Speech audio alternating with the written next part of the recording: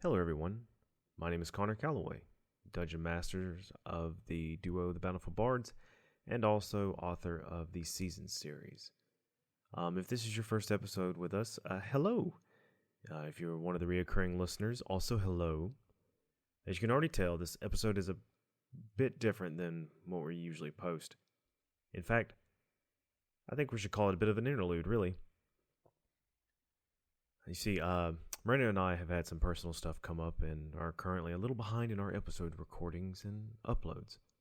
At least one episode's worth, judging by my calendar here. We try not to end it this way, but hey, life is how it wishes to be, right? So instead of making a post about skipping a day in our schedule on our Twitter, we came up with the idea where I would take the time to maybe create an interlude episode to talk about all manner of things when it comes to world building. Be it a homebrew for your D&D campaign or a world you're creating for your very own written stories. I hope people listening will enjoy how a fictional world is constructed. And if this isn't your cup of tea, I apologize and hope you have a wonderful few weeks during our break. Now, with all that being said, let's begin. It all begins in nothing. Possibly the hardest part of creating a fictional world is the starting point. Where do you begin when creating a universe?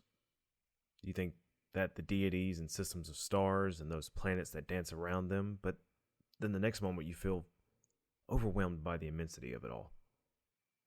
How could anyone ever describe the complexities of godhood while held within the confines of mortality?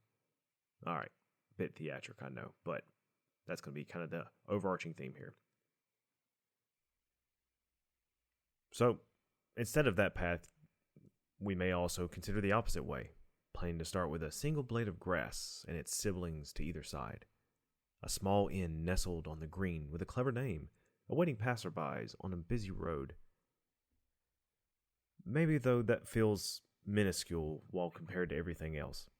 Thoughts of who runs the inn, what town is it in, and what are the relations with all the outsiders and the other townsfolk. That mixed in with the fears of who would ever care enough to show interest in such a quiet place far from society? Then even still, there is also a starting point can be found in the middle and built outwards in both directions. Like starting with a city and then building where the city is to the country and then every building within the city. It kind of feels like twice the load, and there may be a feeling of being on a rope used in a game of tug of war. Okay. That's going to be the end of the anxiety building for this episode, I think. We certainly already have enough of it going on already, so I want to try and focus on the more positive of all of this, because I know it sounds overwhelming. World building should be fun. A worthy challenge, not a depressing weight. You start with nothing. How on earth are you going to build everything, right? With that being said, let me shed some light on these three aspects. All three paths for creating a world are correct. They're right. There's no wrong answer. There's all the paths in between too. Either way you decide is unique to you, and that's very important. When you're deciding your starting point, don't feel for a second you've selected wrong. How to start homebrewing, or world forging as I like to call it, is different for every creator. You need not even stay in one spot. Bouncing from the little town to the cosmos beyond is not uncommon, and in fact, I personally encourage it. Musicians do not all create music the same way. And the same is true for also painters and sculptors. So what makes us as writers any different? It's not. This is all expression. And the thing that builds that motivation is the uniqueness we pour into it. If it seems we are making something fractured and full of flaws and filled with unanswered questions, the truth is we are. Because that which makes a world enticing and the immersion irresistible is leaving room for those who visit to imagine. So the bones of it. Every river, tree, and stone cannot be created in our fictional worlds. Yes, we can draw maps, but they're only a guide to what is really there, just like our worlds. Brandon Sanderson, in one of his lectures, talked about a thing called the iceberg theory. And it's this concept where the readers and players see the tip of the iceberg that is in a vast sea. and know that there is an even larger amount hiding beneath the ocean. When in actuality, there's not. It is an illusion. What is made, and if there's more to the kernel we provide to those who are experiencing our creation, it will come from their imagination first, before it comes from ours. The truth is, we are helping others finish the job we have started. Stories are not made by individuals alone. They need an audience to accomplish their destiny. I'm saying this because leaving unfinished thoughts in your world will be far more powerful than growing a field of answers where no one is able to plant their questions. The entire lineage of the king is not required, nor is the explanation of every year of peace between every year of war. I have my own rule to overcome this bit of guilt or worry, which I call a mere handful. Using your hand as a guide, first I would use my palm to build the big section, say a city. And then from there, I would put 5 things into it, one for each finger. It could be government, religion, economy, culture, and infrastructure, or it could be palace, church, guild hall, tavern, and road. Trust me, after answering 5 times to the question, what is this city? That sense of accomplishment will be easy enough to find. Then, have your players and readers ask the next question. From each of those 5, build 5 more, and so on. Overall, clearing the fog is an adventure best journeyed with companions and not alone. Less is more. I'm sure by now we've all heard the expression. My wife berates me with it constantly. I could use 10,000 words to describe belief, but who would want to sit through that? I wouldn't, even though I can do it. So think of this. Our audience starts in an inn, the keeper waiting for their next orders. The air outside is brisk, and many are seeking the fire to pull the cold from their bones. There are mumbles of the seasonal work coming next month. 3 hooded figures then enter the main room, and over the next few minutes cause a ruckus the heroes within have to stop. Only after the events will someone ask, wait, what is the name of this inn? What's the name of the owner? My reasoning for explaining this is, it's perfectly fine, in fact encouraged, that the information we created in our worlds is handed out in small portions instead of an entire feast. If all the food is put on display at once, no matter how many mouths there are, some will always go to waste. In our games and our books, those at the table will remain there so long as they are hungry for more. Of course, that can also say that we shouldn't starve them. I like to think a full belly leads to curious dreaming.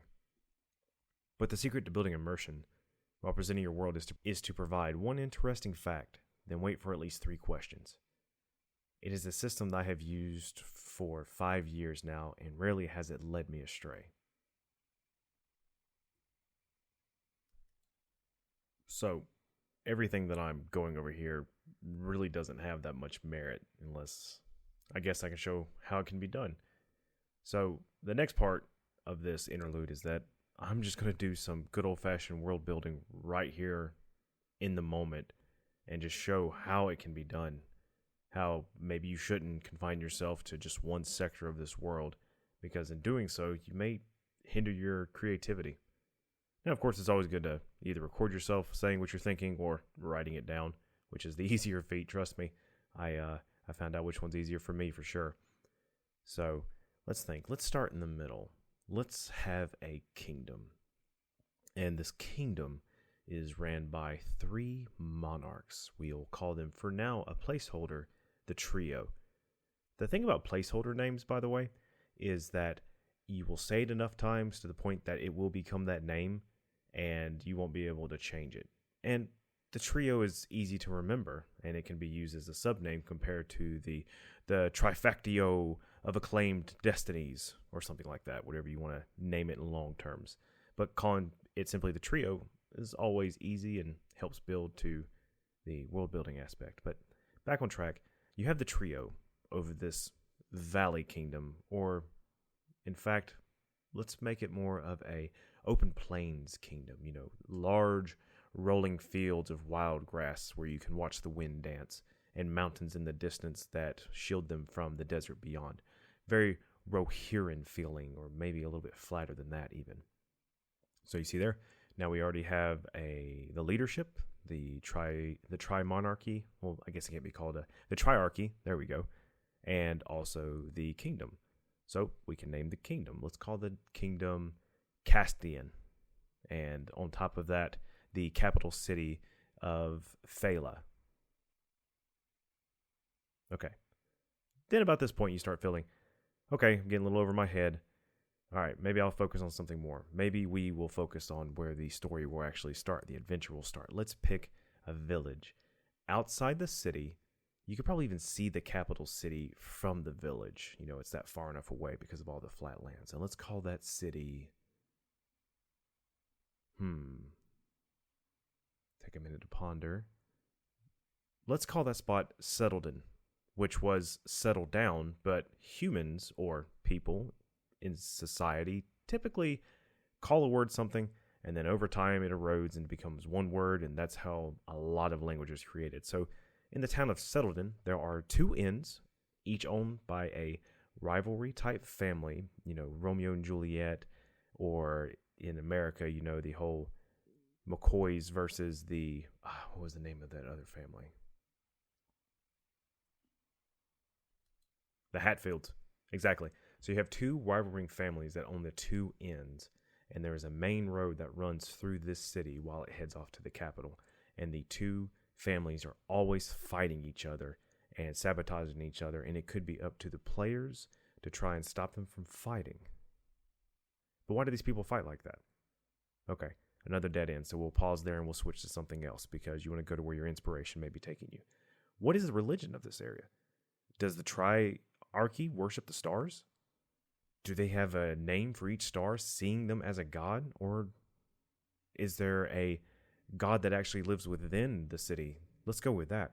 There is another individual that is basically a faceless god, a mute that does not talk, that the triarchy will go before, and they worship this individual.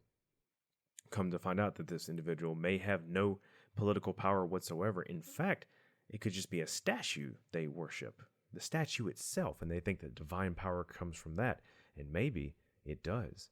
Maybe this statue actually presents an aura that protects the entire country from an eroding curse that's just beyond the mountains.